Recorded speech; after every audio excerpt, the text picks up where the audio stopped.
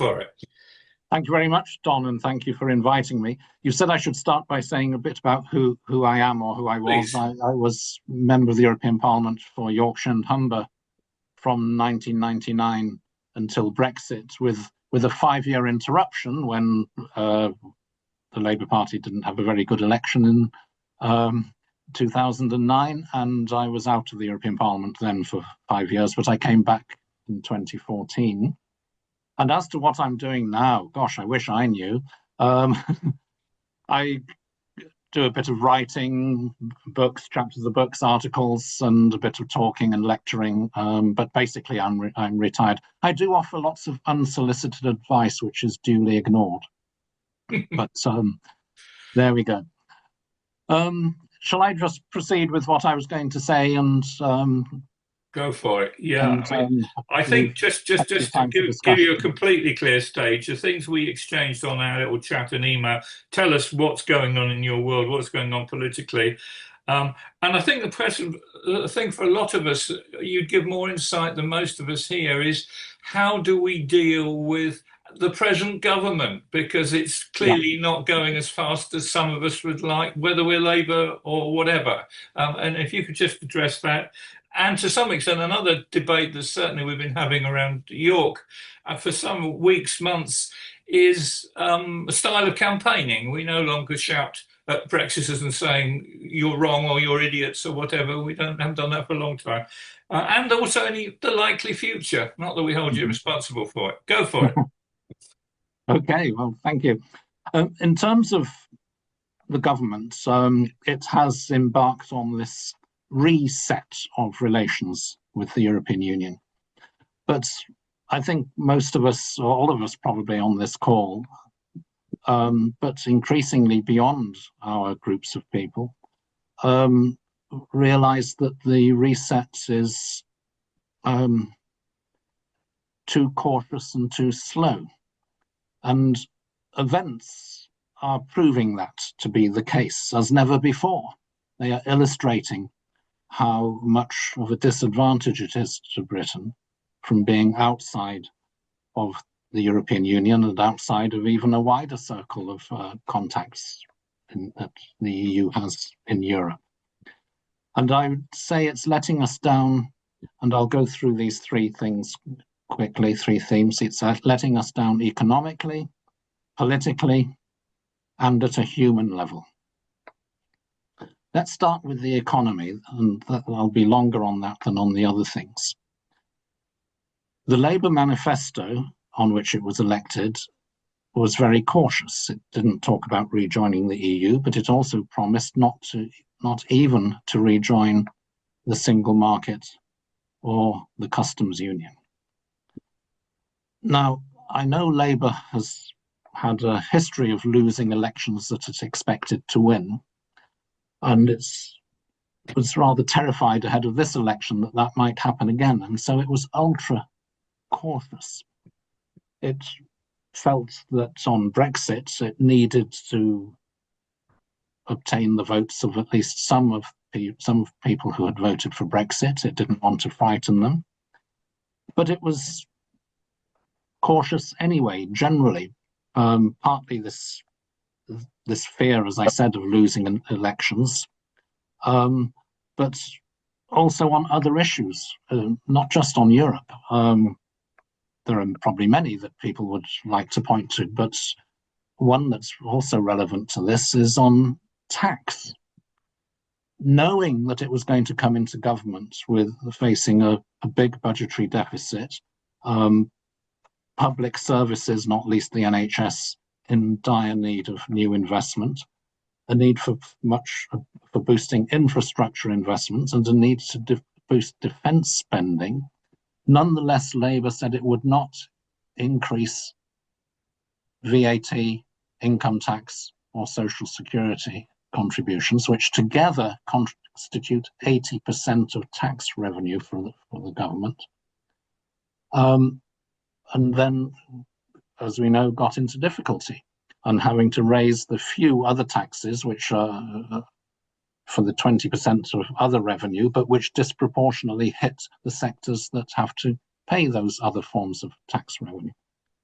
So it was a general mistake, I think, by Labour to be so cautious, ultra cautious and prudent.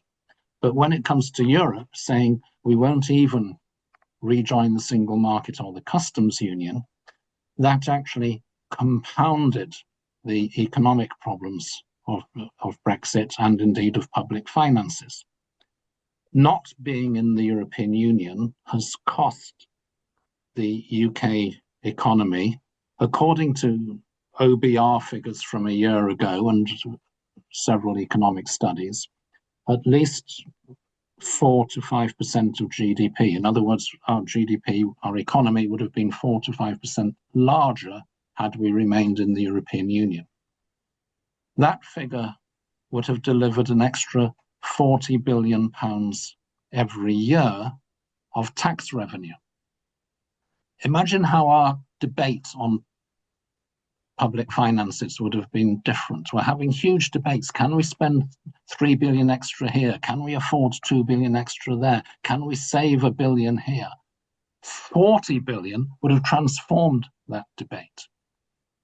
Those were the estimates of the OBR a year ago. Since then, there have been some new studies from the Cambridge Econometrics, from UK in a Changing Europe, from the CEPR, which show that the actual figure may be even higher. They reckon GDP has gone down, or at least is smaller than it would otherwise have been, by a factor of between 6 and 8%, which would have translated into £90 billion extra of tax revenue. So Labour's situation in government, facing this challenge of the state of public finances, is a major pressure on them to reconsider, on the government to reconsider this straitjacket it's landed itself into in terms of not wanting to rejoin the single market or the customs union. Perhaps just a few quick words. Probably this audience doesn't need it as many as other audiences, but why do the single market and the customs union matter so much? What are they? What's the difference between them? Customs union is an arrangement, a customs union anywhere, but this is an important one. A customs union is an arrangement where you not only don't have any tariffs on trade between the countries involved, you have a common external tariff, which you exercise and apply jointly. We've left that system by leaving the EU. We could have asked to remain in the customs union, like Turkey more or less is, but we didn't. Instead, we got a free trade agreement with 0 tariffs. So you might think, oh, it's all right. We can export tariff-free into the customs union.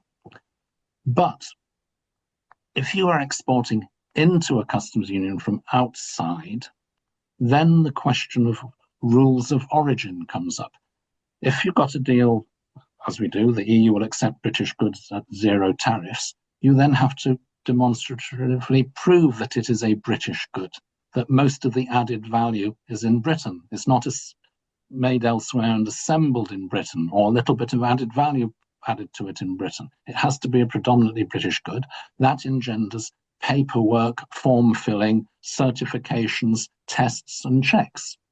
Those checks before or at the border are an extra burden for businesses.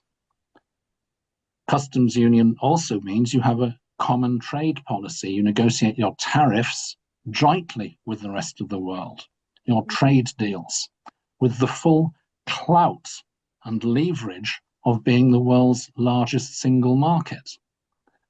Britain left that saying, well, we'll negotiate our own trade deals, but it soon found that it had far less leverage than negotiating jointly as Europe with third countries across the planet. And it's not been able to get better trade deals. It had to scramble to get equivalent trade deals to what it had before. And the deals that have been signed with with India and with the Pacific countries, they amount to peanuts compared to what we have lost by being outside. Single market, what is that? Why does it matter? Essentially, it says that within a single market, we will have common rules. A common market needs common rules on product specifications, on consumer protection, on environmental standards, on workplace rights, on competition policy, fair competition, anti-monopoly, dealing with multinational companies. Having a common set of rules rather than 27, 28 divergent rules, contradictory rules sometimes, one, makes those rules more effective, but two, cuts costs for businesses because the same rules apply throughout that market. So it meant when we were in that any product made in Britain legally was legal in every other country. 27 other countries could circulate without checks, without verifications, without new certification requirements and all the red tape that engenders now by having to have multiple checks, form filling, certifications and so on of every product. We've lost that by being out of the single market. So that's why those two things matter. And it's the cost of Brexit that I referred to earlier to our economy is engendered mostly from being outside the single market and the customs union. That's why they matter. So what's the reset doing about this, the government's reset? Essentially, it's saying, let's, without saying it explicitly, let's effectively rejoin the single market sector by sector. So the first headlines last May was we will have a phytosanitary agreement, so we rejoin the single market. We will follow EU rules, in other words, on agriculture and farm products. And secondly, on energy and electricity. There it was explicit. It says we will rejoin the European electricity market. Fine, very good, but it's limited sectors. Now, one idea is that this might continue to other sectors. Chemicals, for instance, has been mooted, pharmaceuticals, and do it sector by sector. The problem with that is that it's slow, sector by sector, each negotiation taking a year or more. It raises the question of, from the EU's perspective, of cherry picking. Are we not picking the sectors where Britain has an advantage and trying to leave out the others? And the EU will soon say, hang on a minute, this has to be advantage for both sides here, including, by the way, a budgetary contribution from Britain to help run the single market. And part of the package of the single market is assistance to less prosperous regions, the old regional fund and structural funds. So they will insist on that. But it would help if it works economically, but it would take time. And then we would be in the situation, of course, that it means following EU rules, which we no longer have a say on when they want to change them, because we're not a member. We don't have a seat around the table in the Council. We don't have MEPs in the European Parliament. So we would become a rule taker. Now, that might not matter much in the short run, because most EU rules, or single market rules, were developed while we were a member. They've not changed much, but over time, they will. And we won't have a seat at the table. We will be consulted, perhaps. We'll be able to lobby. We'll be able to knock on doors from the outside and say, what about this? And please think about that. But we wouldn't actually have a seat at the table. So whilst it would help us economically, it would leave us, in the end, if it works, if it goes further and faster, and it needs to go much further and faster to help economically, it would leave us in this situation of being a rule taker. Of course, you might say that was always the problem with Brexit, wasn't it? If you left the EU, you had a choice, didn't you? You could either distance yourself completely to be fully autonomous and independent, but take a big economic hit, or you can say, okay, let's stay close, let's remain in the single market like Norway, Iceland, let's attenuate the economic damage, lessen it, but then we have to follow EU rules without having a say on them. Neither was a good option for Britain. That's why Brexit was a bad idea. And we are now getting to grips with that finally as a country, that Brexit meant some rather difficult and unpalatable choices. So That's the economic side. But I'd just add one other aspect to this.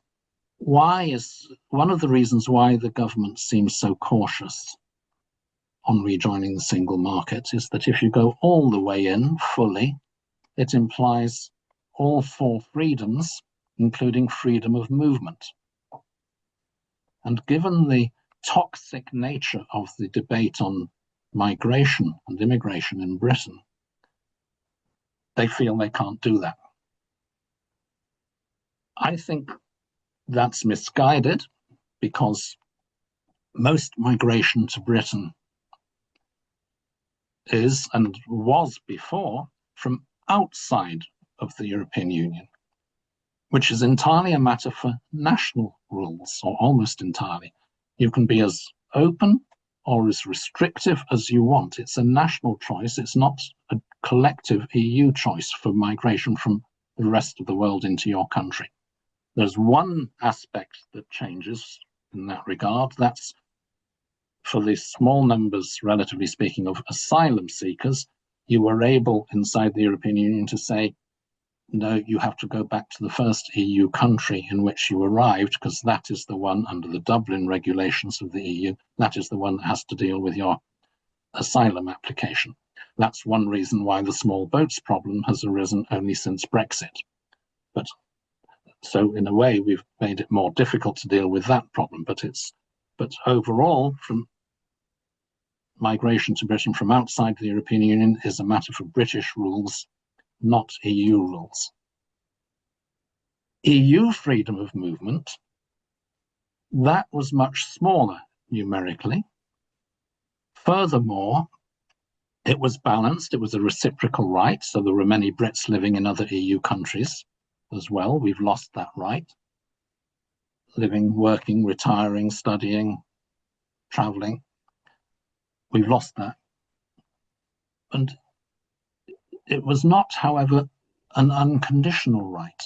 People exercising that right, moving to another EU country, have to be in work or find a job within a reasonable period of time. Most countries consider that to be 3 months, or prove that they are self-sufficient, not a burden on the state.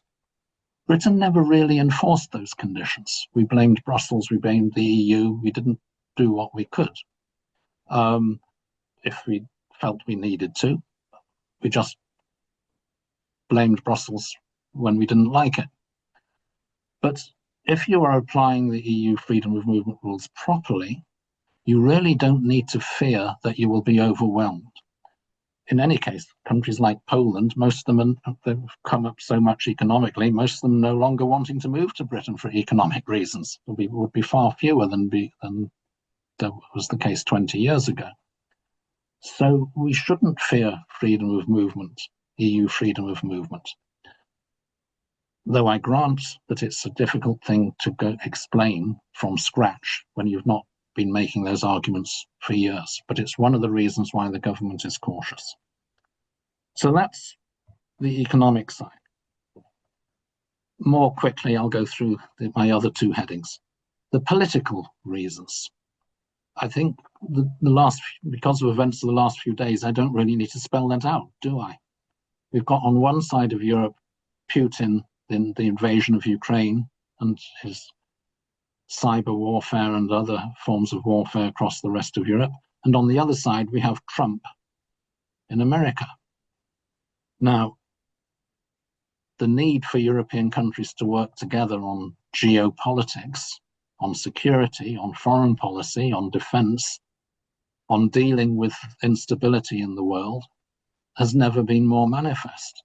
Britain being outside of the main meeting rooms where most European countries sit around the table week in, week out discussing these things, able to have ad hoc summits, of course, occasionally, and bilaterals with some EU countries, fine, but you're outside of the day-by-day network of working together on these issues.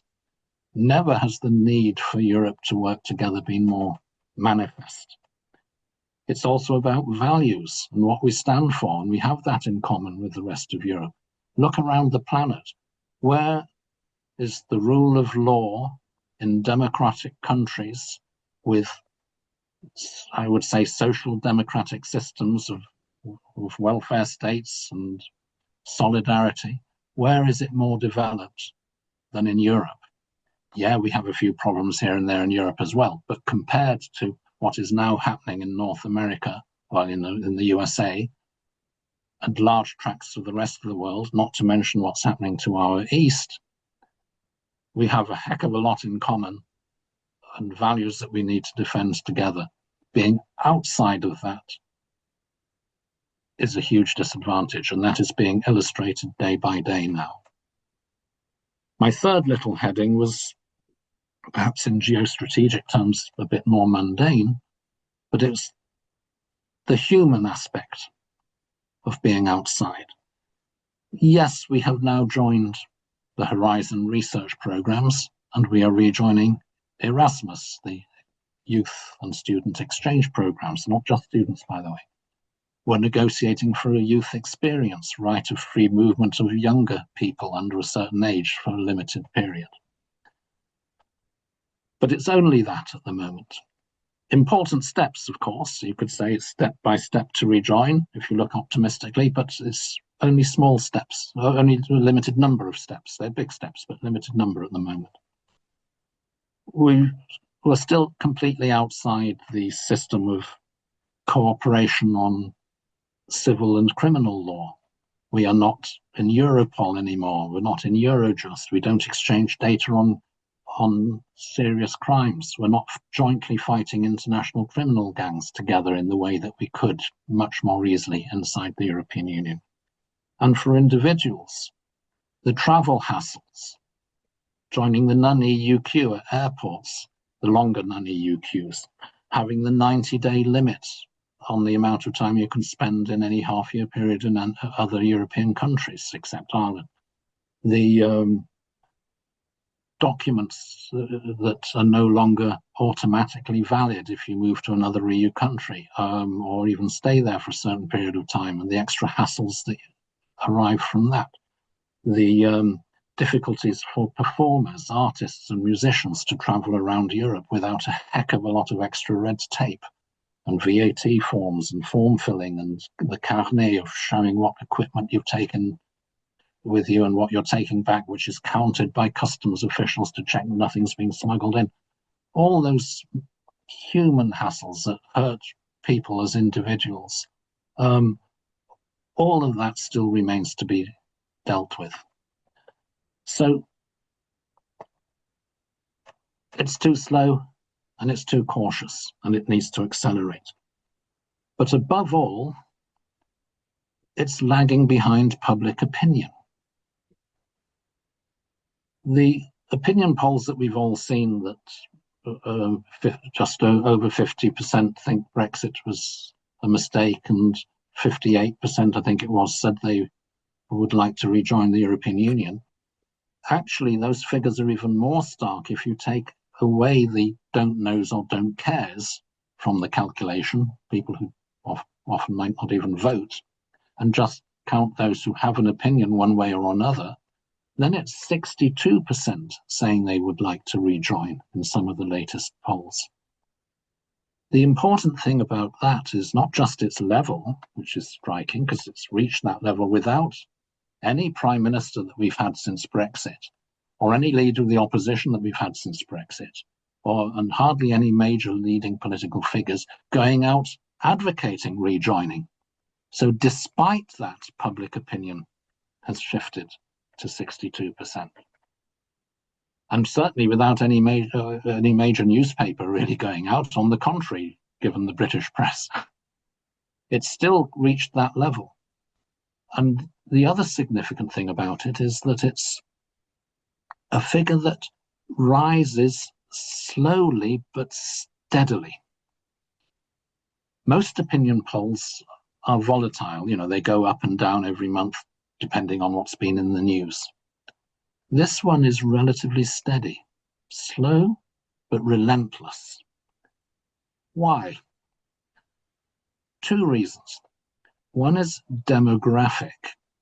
It's to do with the age profile of how people voted in 2016, where it was overwhelmingly elderly people who were, and very old people especially, who were the strongest Brexiteers, and younger people were the opposite, were Remainers. And it's not because you gradually get Eurosceptic as you get older. It's cohorts. It's the era that you grew up in, the life experiences you had. So unavoidably, 10 years, as it soon will be after the referendum, a number of elderly voters will sadly have left us, but you'll also have 10 more years of people turning 18 and being able to vote. Those figures mean that even if nobody has changed their mind, you would now have a majority to Remain. But the second reason for this trend is those Leave voters who were not gung-ho Brexiteers, but weren't perhaps quite sure. They listened to the arguments and they thought, oh yes, it will save us lots of money. It will all go to the NHS, wonderful. We'll still have full access to the single market, but we'll be able to make wonderful new trade deals across the rest of the world. Oh, isn't this? Yeah, this sounds reasonable, and voted for it. Those people are now entitled to say, hang on, Brexit bears no resemblance to what was promised. It's not what they said. It's not what was on the tin. And they are doing so in increasing numbers, especially those who work in sectors, economic sectors that have been particularly badly affected, or if they have a personal reason, because they travel a lot to Europe or whatever it might be, relatives in other countries, EU countries. Those people are increasingly changing their minds. Now, neither of those two drivers of this change in public opinion, the demographic one or the lived experience of Brexit, neither of those are going to go into reverse.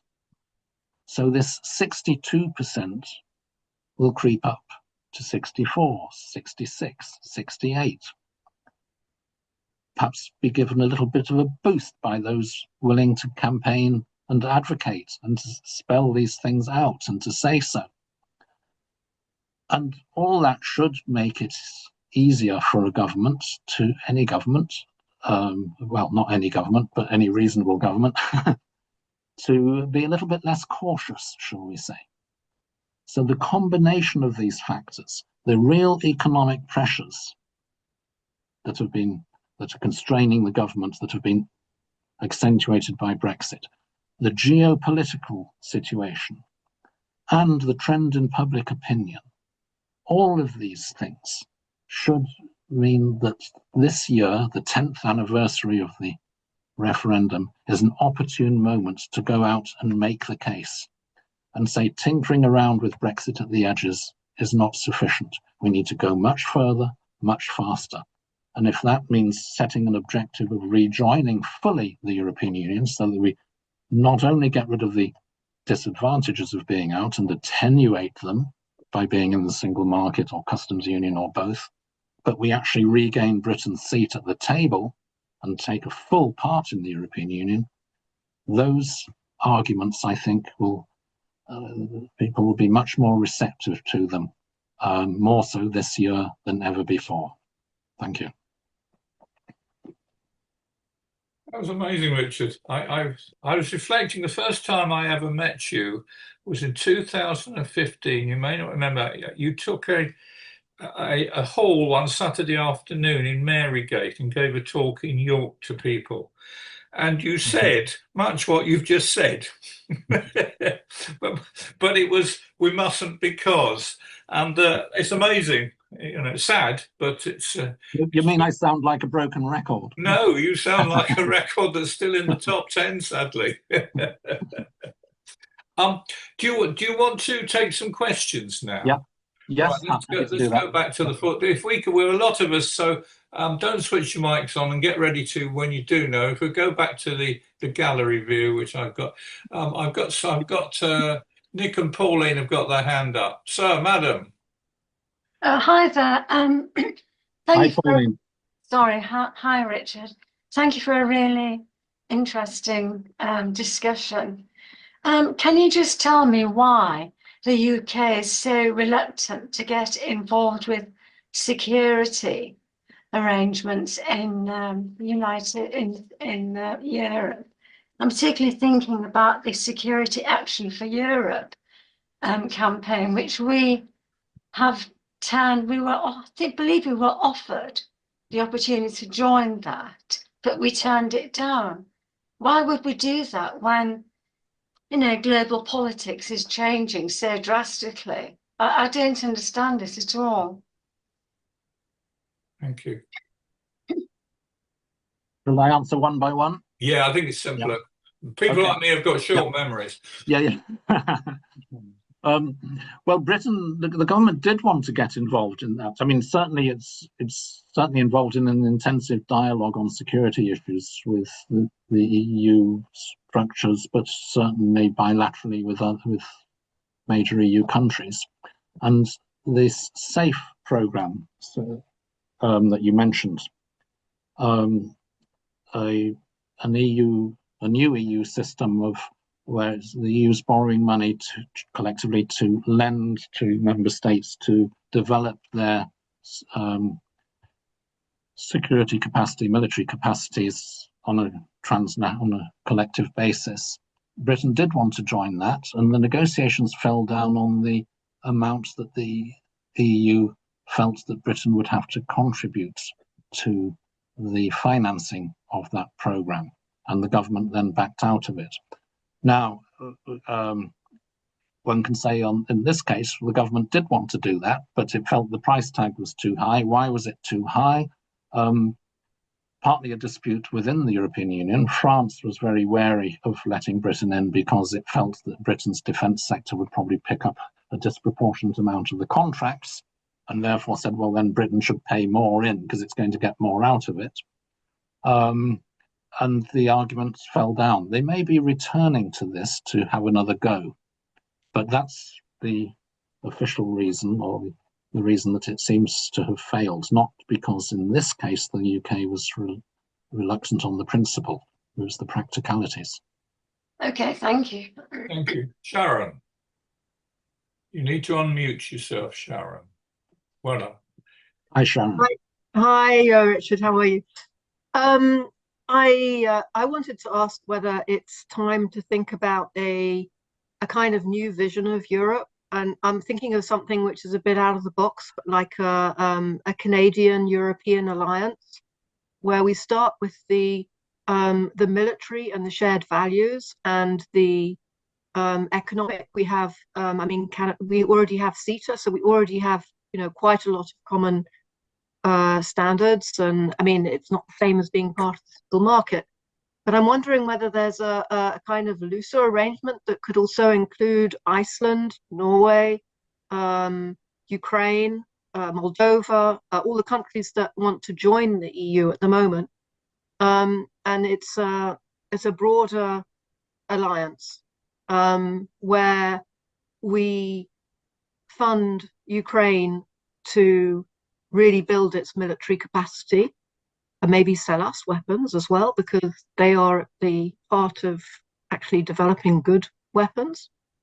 But we put a whole load of money so that firstly they can really defend themselves, and it also forces us to be stronger. And it's a kind of reaction to the betrayal of the United States, well, Trump's America, and an assertion of power. And if it's presented as an assertion of power, then maybe people will buy into it. The sorts of people who felt that we were losing power. I don't know. It's a far out idea, but I haven't really thought it all through. Thank you, Sharon. I think it rings bells with a lot of us. What's your comments on that, please, Richard? Well, I met some Canadians a couple of months ago who told me that there's been a European movement created in Canada advocating Canada joining the European Union, which was an interesting idea. Of course, the EU treaties do say it's open to European countries to join, but of course, when a new country joins, you have to amend the existing treaties anyway. So I suppose you could delete the word European and let Canada in, or you can say they're culturally European and let them in. But I don't think that's realistic in the short term, but certainly there is a lot of cooperation going on between the EU and all the countries you mentioned. course, many of them are applicant states. They want to join the European Union: Ukraine, Moldova, the Western Balkan countries. Iceland is having a referendum next year on joining the European Union, which is a bit of a turnaround. If Iceland does, that leaves Norway in an interesting situation. It would be the only Nordic country that's not in the European Union. And there are people in Norway who are beginning to say it's about time we reconsidered joining because of the geopolitical situation and because of being effectively, in economic terms, a non-voting member. It accepts all these EU rules and regulations, but it's not got a seat at the table. So that debate has been reopened. So I think it's a fluid situation. But in terms of reconfiguring the EU, setting up a two-tier structure, yep. that's quite a can of worms to do that. You'd need a new treaty accepted by everybody inside and outside the EU, creating that two-tier structure. And there's a lot of discussions. What does it actually mean? Do you mean non-voting members? Well, the EEA treaty, the European Economic Area Treaty, does that on the economic side. To enlarge that to political foreign policy side, it's a bit difficult to be a non-voting member. Do you have a seat at the table, etc.? So these halfway houses of membership, frankly, do get very complicated. And that's why I think we need to bite the bullet and rejoin. Right. Philip, sir, it was no picture, no name, but we know who you are. Oh, thank you. Thank you. Can you hear me? Yep. Oh, thank you. Thank you, Don. And nice to see you, Richard, after all this time. I just like to say Brexit's been a complete disaster. Dare I say a shit show. What I want to ask you about the situation with Ireland and the north and the south of Ireland and all the problems that's causing. And just as a final point, make it short, Richard, is there any chance of the UK having some kind of associate membership of the European Union? Like you mentioned, a new treaty and all the Euratom, Galileo, you can go on forever with all the different projects that we've thrown away. Thank you. Well, in a way, it's what we touched on with Sharon's question. Now, there are countries outside the European Union that have association agreements with the European Union, which enables them to participate in various EU programs, have perhaps better access to the single market. In the case of Turkey, largely joining the customs union. In the case of the EEA countries, so Norway, Iceland, and Liechtenstein, having full participation in the single markets and a set of structures for being consulted on draft European legislation to make their opinion known, but then not being around the table when the decisions are taken. So there's lots of things you can envisage in this respect. But there are limits to it, because you're never, as an associate member, unless you completely restructure the whole European architecture, which, as I indicated before, is, I think, not on the table. There will be limits in terms of your rights to have a final say on whatever is agreed. You can be associated with Galileo, Erasmus, the Horizon program. You can join in to a degree. But the bottom line is that it is owned by the EU and they take the final decisions. And unless you're a member with your own seat at the table, you can be ignored. Okay, thank you. Stuart, sir.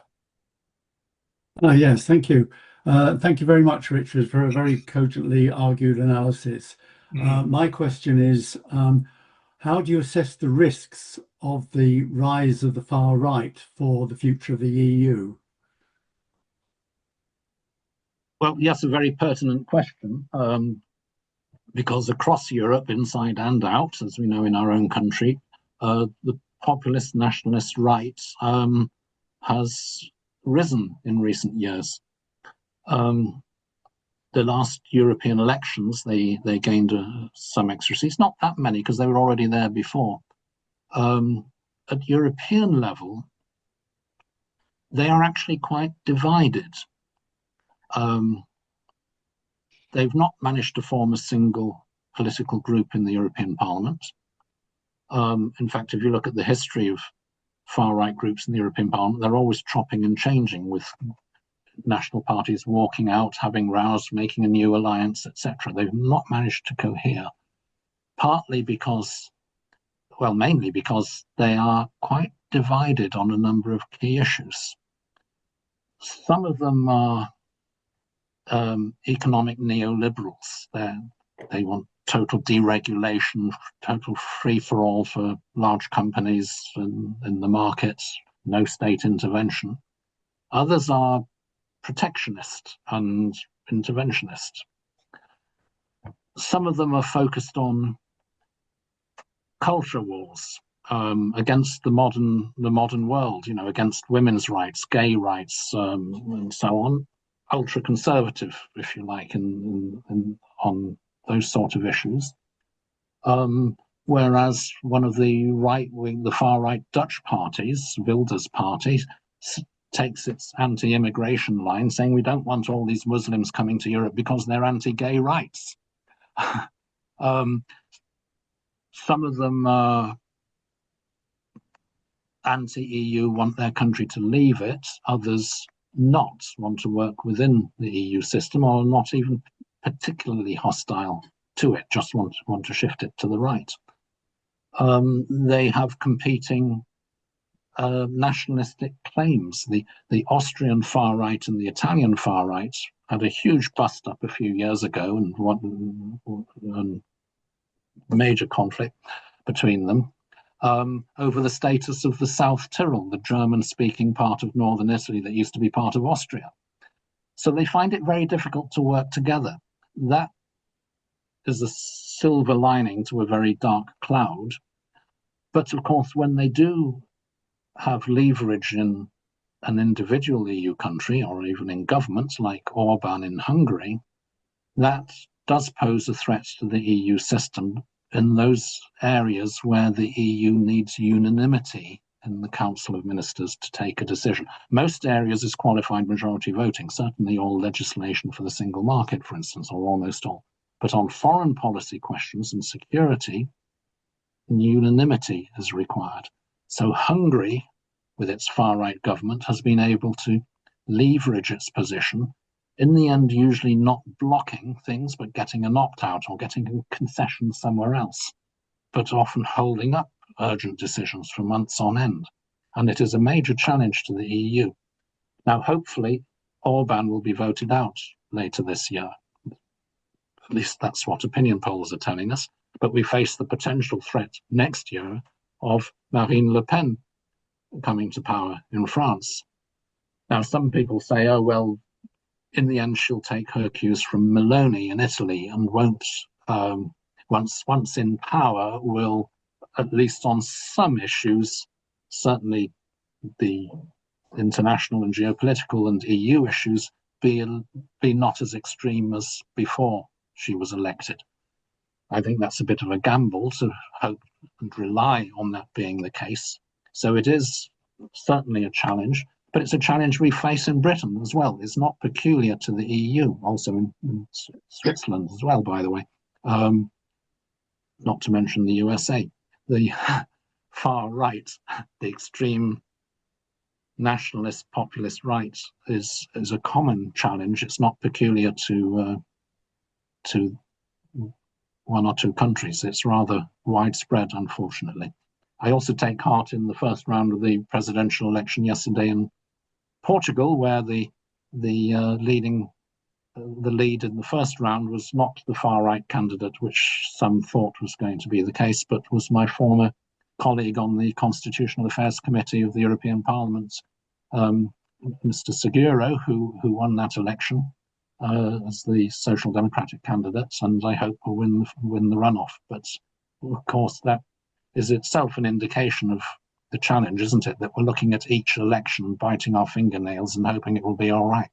Mhm.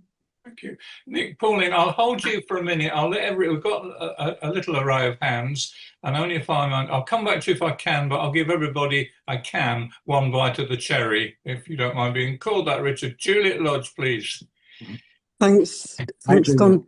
Hi, Richard, and thanks very much indeed for a fascinating talk.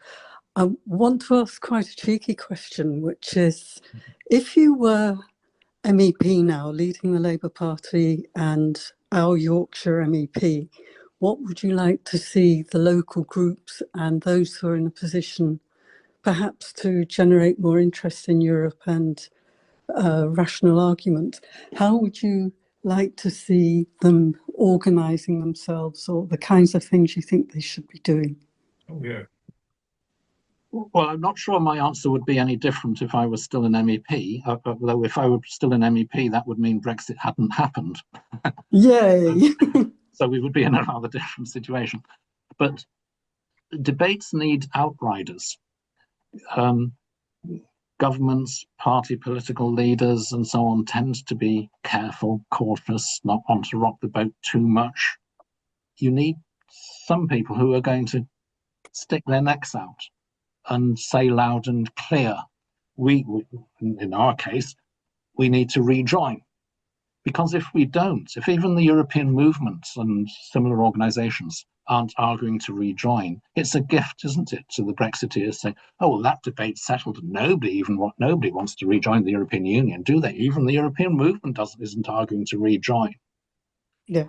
Whereas if we have a lot of people saying, yes, that would be the right thing to do, at the very least, it creates space for others to say, well, rejoining might be a bit difficult at the moment, but we could at least go further on this, or do more on that, or accept this, or make a deal on that. It, at the very least, gives more space for those who are a little bit more queasy about going the whole way. But with any luck as well, it will take that debate a bit further along. And this year being the 10th anniversary of the referendum, being in the geopolitical situation that we are in and the economic situation that we are in, I think would be a good year to go out and make that case loud and clear. Does that answer your point, Juliet? Yeah, I think that's great. Gives us lots of courage, and yeah, let's go out and be bold. Thank you. Thank you. I mean, I'll just use chairman's prerogative for a minute. It links very nice to debates that Juliet's been part of that we've been having in Yorkshire is to, I think I've got my answer, but do we use the word, we need to move closer to Europe, or do we need to use the word, we need to rejoin or join now? And by what you're saying, we ought to be a bit more forceful and positive now. You can say we ought to rejoin and at the very least move a bit closer to address the XYZ problems. Okay, thank you. Jonathan, sir. Thank you for that, Richard, because it basically answered the question that I was going to ask, because I'm representing the hard rejoin wing of York for Europe here. We should rejoin yesterday with Schengen, with the Euro and the Euro army, everything yesterday. The second question is it worth attempting to stick it to Nigel? Nigel broke it. Nigel should pay for it. If Britain is broken, Nigel broke it. Do you think there's any mileage in that, or do we just go, rejoin, and forget who broke it? Good question. Yeah, I think you should say Nigel broke it. Nigel and his party, and also, of course, Johnson and at least half of his party. It's interesting that he generally is not speaking so much about Brexit because he realizes that's the problem. He's switched on to other issues, not least migration.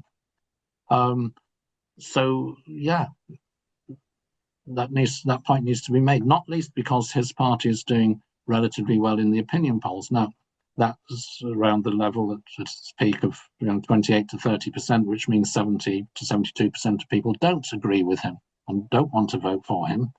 And the peril there is our electoral system, rather than him ever coming anywhere near 50% of the votes. It's the first past the post electoral system that means that he and his party are a threat. But he needs to be taken head on. By the way, on rejoining, your first point about let's go the whole way, Euro, Schengen, etc. I'd urge a little bit of caution there, not because I'm against rejoining the Euro or joining the Euro, but let's not stack up the obstacles too high. There are some people who would like to rejoin the European Union but don't want to join the Euro. So let's not amalgamate all those battles into one battle. The question then arises, would the EU insist that Britain, if it wants to rejoin, should join the Euro and should join Schengen? And that would probably be their starting point in negotiations. But I don't think it would insist on it when it comes to the crunch. Certainly not Schengen, because I mean Ireland isn't in Schengen either. They would be on our side in those negotiations, and Britain didn't join Schengen for once, not so much because of ideological problems, but because of practical problems. We are both islands. The border, there are limited entry points, or at least there were before the small boat problem started. But even then, once you're in, neither Britain nor Ireland have a system of identity cards and fixed addresses, or official addresses, which you do in most other countries. They can keep track of who's come to their country. In Britain, we can't. So once you're in, you can disappear. So it made sense to check people's passports, identities, etc., when in the limited number of places where they enter the country. The same for Ireland. Cyprus is also not in Schengen. The EU, I think, would recognise that. When it comes to the Euro, there are now, I think there's 6 member states are not in the Euro, and at least 5 of them show no intention of joining. So would the EU, especially if Ukraine and Western Balkan countries are coming in that won't be ready for donkey's years, a very long time, to be in a position to join the Euro, would they really insist you've got to join the Euro? I think in the negotiation, probably not. It's after all in the EU's interest to reverse Brexit. It's hurt them economically, not as much as us by any means, but it's not been an advantage. It's hurt them geopolitically. They would prefer us in the current circumstances to be around the table. And after all, it would be a feather in the cap of the EU if the one country ever to have left comes back a few years later with its tail between its legs saying, oops, sorry, this was a dreadful mistake. So all those things considered, I think they would be more flexible in the negotiations than is sometimes thought, sometimes that some people sometimes say they would be. Very interesting. Thank you. Mary. Mary. Yeah. Hi, thank you. And thank you, Richard, for a very interesting talk. My question's really is about, I mean, you're obviously speaking to the converted here, and we've seen that over 60% of the population seem to want to rejoin or get closer to Europe. And I think all of us here have campaigned for the last 10 years, basically. And hopefully our work's not been in vain, because I hope we've helped to change opinions on this. What I'm kind of concerned about is all the work we're doing, we're not seeming to be able to influence government on this. I mean, we all had high hopes when we got a Labour government, particularly what Keir Starmer had said when he was in opposition. And so far, he's been a huge disappointment. And I mean, especially those of us who are Labour Party members who actually very much campaigned because we thought he was a very pro-European. And I'm just wondering how we, particularly those who are Labour Party members, but just European movement members, how we persuade the government, how we get into this inner circle that seems to be so cautious that they won't seem to do anything. And the other thing I'd like to ask is, will the EU be so keen to have us back? Well, your second question, I think I've more or less answered on the previous one. I think when it comes to it, yes, they would want us back. That doesn't mean there won't be some difficulties in negotiations. You know, the the Greeks might say, yes, absolutely fine, as soon as you return the Elgin marbles or something like that. But basically, underlyingly, yes, they do want to spend. On Labour, I think I explained the reasons why Labour's been so cautious, and hopefully, and the pressures I think that are now on them to become less cautious. But within the Labour Party, of course, most of the party membership also wants, and most MPs want it to be less cautious. Not all, I warn, there are some who are not allies of ours, but the Labour Movement for Europe, the organisation within the Labour Party, now has more MPs than the Conservative Party.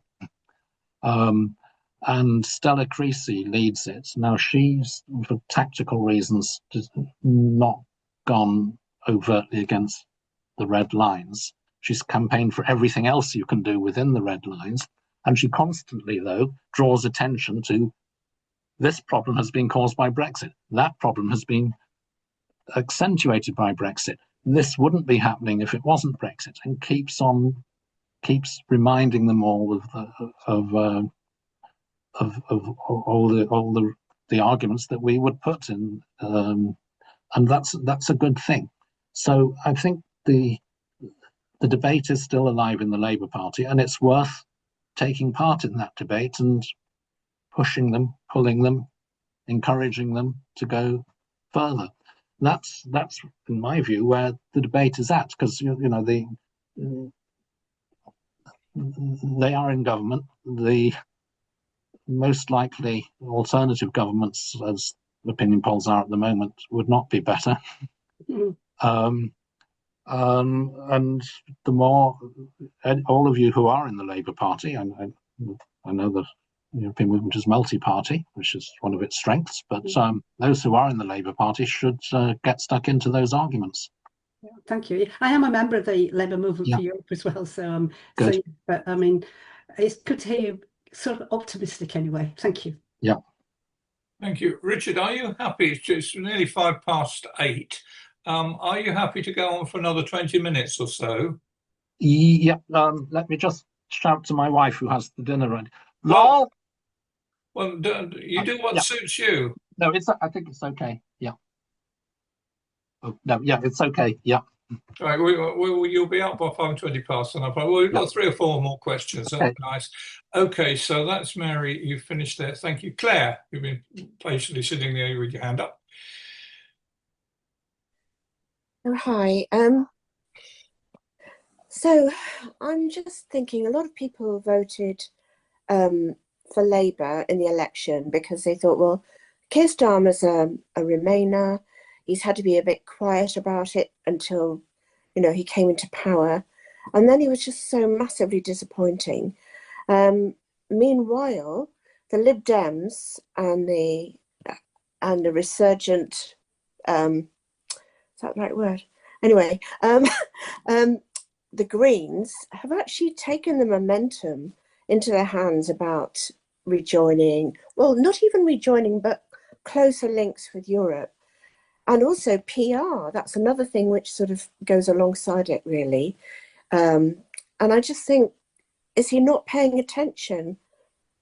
Starmer and the government don't seem to be paying attention to what is happening to the soft left and the people that traditionally vote Labour. They're not paying attention. People are leaving in droves.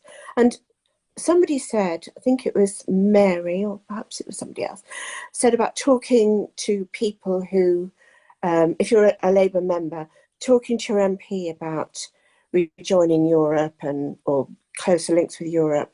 But I have my MP is one of the Labour members for, she's part of the Labour for EU group.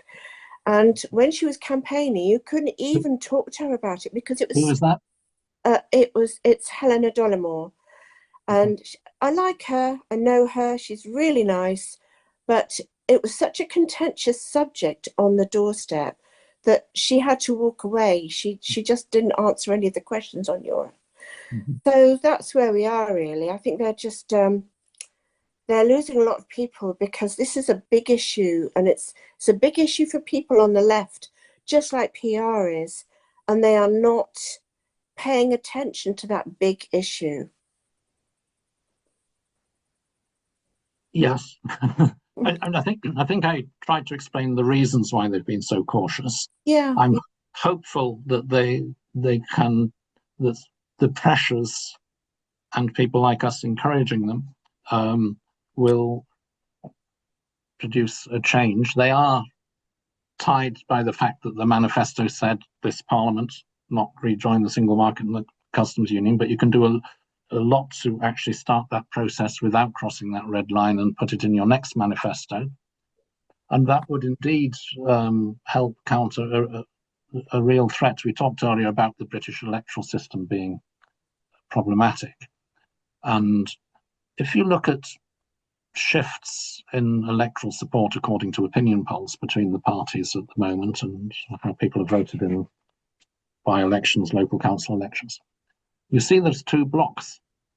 There's the nationalist right-wing populist bloc, the Conservatives and Farage's outfit. Reform UK, the abbreviation I think is REFUCK. I digress. The other bloc is of the centre and the left is Labour, Lib Dems, Greens, and arguably SNP and Plaid Cymru. Shifts of votes have been mostly within each of those blocs. And Labour has sometimes positioned itself so as if it's trying to claw voters back from Reform or from Conservatives, and it's often accused of appeasing them. But that is actually not going to bring many votes back across that big divide. And in doing so, being seen to be appeasing the right wing, Labour is losing votes to the Lib Dems, the Greens, the SNP and Plaid Cymru. With our electoral system, there is a real risk that Reform on, say, 27, 28% of the vote could win a majority of the seats if the centre and left parties are all equal around 15% each. 15, 16, 18 to 20% each. There might still be in the country a majority voting centre or left. You know, those parties together may well reach 52, 53, 54% of the vote. But with our electoral system, there's a risk that Reform on 28% of the vote gets a majority or nearly a majority. So that has to be part of the debate, and Labour needs to, on many issues, but certainly on the European issue, take account of that fact. Losing voters to Greens and Lib Dems, you might think, oh, well, they're nicer people, aren't they, than Reform? But the net effect is to help Reform. Can I say something back? Is that all right to answer? Yes, so everybody keep it brief because we've only got another 10 minutes. I will. The only thing is that Labour have done things that have alienated them, like the arguments about and the votes against welfare and their decisions about the winter fuel and two-child limit. That has alienated some people. So some people who are on the left, and also what's happening in Gaza, feel that they can't now vote for Labour. I don't think we're disagreeing here. I just point out that, of course, the cuts were some of the pressures for that were made worse because of Brexit. But that's, of course, you know that. I think that I see there's just 3 more questions. Shall I take them all together? If you like, we've got Jill. Yeah. Jill. Yeah. I was just going to pick up on the point that Sharon made. I think it was Sharon, if I've got the name right. I'm sorry, it was a while back. It was one of the earlier questions. So we're all kind of frustrated that things aren't moving fast enough or far enough. And we know we're frustrated by Labour's red lines, and we'd love to rejoin. But also, as Richard articulated, we understand why those red lines were there, really. We'd love to see Labour change the narrative around immigration and around Brexit, but we can understand why they're avoiding the Brexit word and talking instead about resetting and moving closer. My question is about how far do you think that the current geopolitical, and in particular Canada, can make an opportunity for the UK to not exactly say we are reversing Brexit, but for there being an overall change in Europe, or a new group on the sidelines of Europe. You know, as we had the Nordic countries, where we had Norway and Iceland before. So we might not be reversing. I would love to see it if we did, but we might not be reversing. Europe might be changing, and there might be new alliances that we can be part of, which are closer, much, much closer to Europe than we are at the moment, but are not saying, oh yes, everybody who voted Brexit 10 years ago was stupid, they were taken in by lies, you know, it was all a big mistake. We know it was a big mistake, but perhaps what Starmer is doing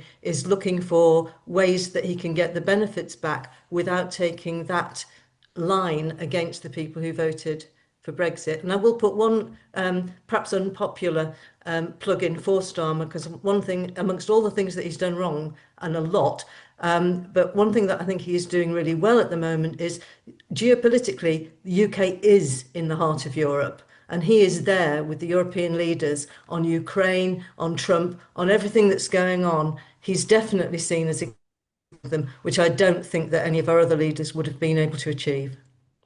That's me. Thanks. Martin,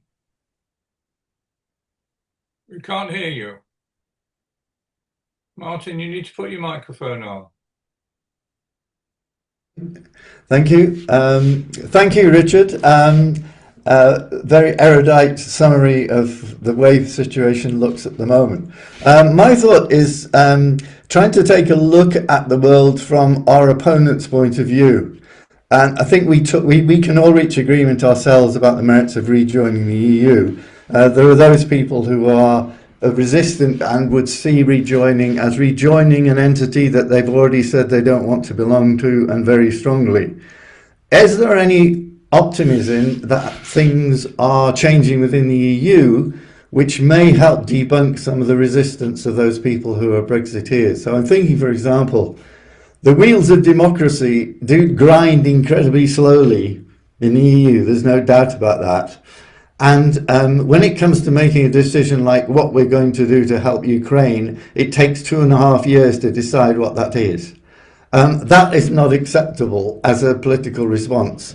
Is the EU instituting changes of any sort, that was just one example, that would make it a more attractive proposition and rebuff some of the arguments that have historically been used against the EU? In other words, is the animal itself a different animal, and in what favourable ways might that be? Thank you. Nick, Pauline, if you could make your point quick, and then it gives about 5 minutes maximum for Richard to wind things up. John, the question is from me, not Pauline. Oh, sorry. My question is in relationship to the recent poll, or a hopeful poll, that Iceland will be taking on membership and things like that, and the letter that has been sent from Trump over to the PM of Norway. How does this affect how that letter affects our approach to sort of global security? Right. On Jill's question, I think we largely touched on that before. Yes, new alliances are happening, involving Canada, the UK, Norway, and the EU. A lot of talk, a lot of coordinating positions. It doesn't go so far as to rejoining structures or creating new structures. But it does help shape a climate of opinion that as Europeans we're all in this together. And leaping to the last question from Nick, things like Trump's letter and various other things Trump has done, I think accentuate that feeling that we're all in it together. So it perhaps also helps prepare the way in due course to say, well, actually, shouldn't we be fully in and have our seat around the table and be properly plugged in? On Martin's question, is the EU changing? Well, it does change in slow motion. Perhaps not as slow as a glacier, though it perhaps does it in steps and then stay still and then. I mean, I was struck during the referendum campaign about how much of the debate in Britain about the EU was out of date because it had actually moved on, and a lot of the accusations thrown at it that it's anti-democratic because and the Commission takes all the decisions, completely neglected the fact that nowadays the European Parliament is a factor. You can adopt hardly any European legislation without the approval of the European Parliament. You can't ratify any international agreement signed by the EU without the approval of the European Parliament. You can't adopt a budget without the approval of the Parliament. You can't appoint a commission. You can't choose the president of the commission without Parliament agreeing and electing that person as president, and so on and so forth. Completely different from when we first joined, when the European Parliament was a consultative body. And national parliaments have been brought in. All proposals for European legislation are first sent to national parliaments, who are given a period to express their views and mandate their governments before the Council of Ministers looks at them. Britain never availed of that system, which was a British problem, not a European one. So it does evolve in many ways.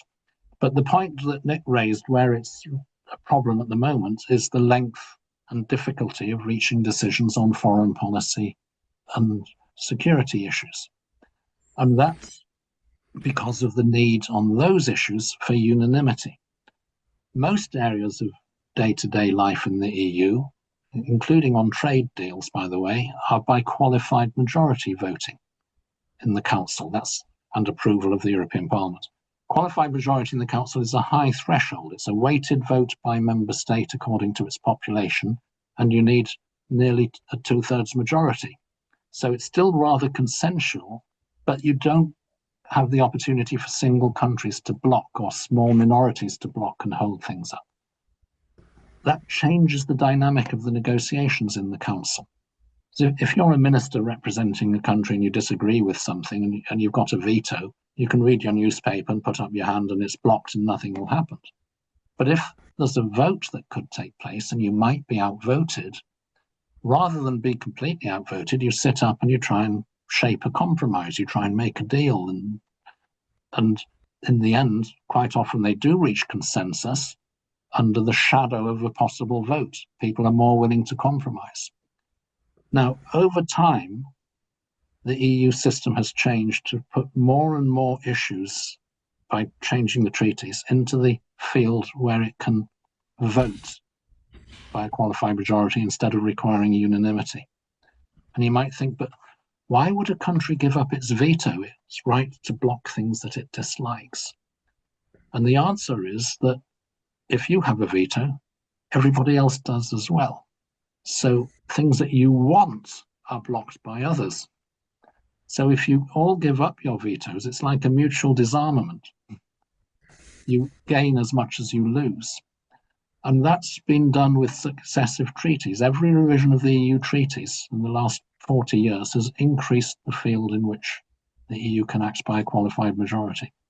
Now, you might say, yeah, but they won't do it for security and defense issues. But it is in the treaty that you can take a unanimous decision without changing the treaty to switch to qualified majority voting in more issues than is the case now.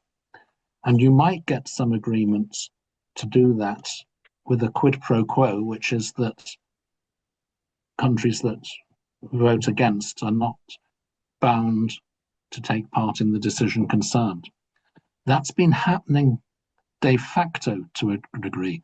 This emergency loan to Ukraine needed unanimity to raise money on capital markets and lend it to Ukraine as an EU collectively.